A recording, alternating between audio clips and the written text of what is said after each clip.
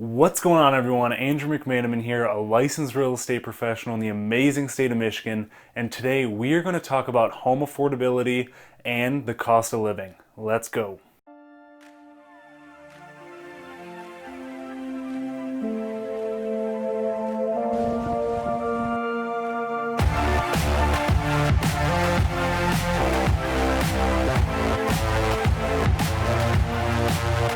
First off, I want to take a second to thank you for tuning into this week's video. If you like what you see, hit the subscribe button, hit the little bell so you're notified every single time I come out with a new video, and give it a thumbs up.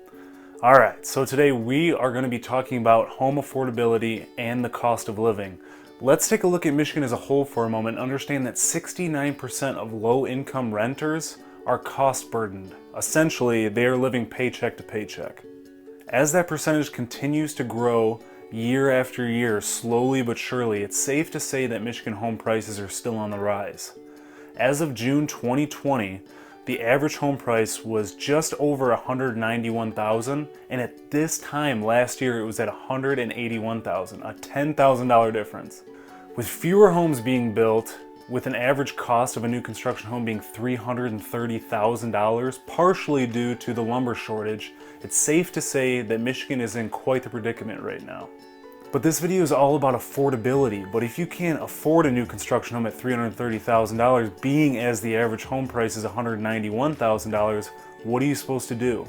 And that's when location becomes a crucial factor to your home search. Like I mentioned, this video is about the cost of living as well, so I'm going to break down the 5 places in Michigan with the lowest cost of living. So before I get into this list, I'm going to apologize in advance for the pronunciation because I don't know these areas, I don't live in these areas, and I've heard it so many different ways already. So number 1, Quinnipiac, often pronounced Quinnipiac, is in the Upper Peninsula right near the border of Wisconsin. Number 2, Laurium, which is actually at the southernmost tip of the Upper Peninsula, right next to Houghton Lake. Number 3, Rogers City, which is actually 2 hours north of Oscoda, right on the eastern border of the Lower Peninsula. Number 4, Iron River, which is actually an hour and 10 minutes west of Quinnipiac. Or Quinnipiac. And number 5, Pentland Township, which is actually an hour and 5 minutes west of Sault Ste. Marie. So why do I share the top 5 places in Michigan with the lowest cost of living? It's because they share a commonality, and that is the minimal population that they have. A lot of people have reached out to me trying to figure out the lowest cost of living areas in the state so they can move there because they don't have the budget to buy in an area that they'd like.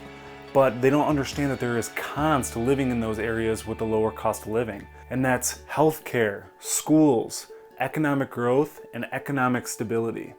What you'll see in a lot of these places with a lower cost of living is that their government and the political aspect that makes their town or community has a lot of instability. So before you consider living in a place that has the lowest cost of living, keep those cons in mind. Obviously the pro is you're going to be able to stretch your dollar a lot farther, but keep in mind those cons because they are very important as well. My recommendation to you is if you're moving within Michigan or you're an out-of-stater wanting to move into Michigan, live somewhere in the middle, like Farmington Hills, Orchard Lake, Plymouth, Lake Orion.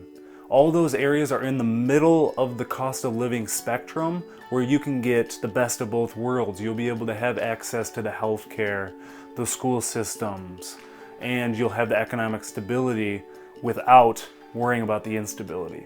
So that is my quick spiel about affordability and the cost of living in Michigan, but I wanted you to walk away from this video with a little bit more value than that. So in my bio, there is going to be a link to download a free home budget template to help you stay organized. What I have noticed is a lot of people that come up to me that want to buy their first home or their next home, they're not organized. They don't know what expenses they're paying for on a monthly basis or their income streams. And what I did is I created this to help people stay organized so when they're ready to purchase a home, they have everything in place. So if that's something that you're interested in, see the link in my bio. I truly hope that you find value in that template. Thanks for watching this week's video. I look forward to seeing you in the next one.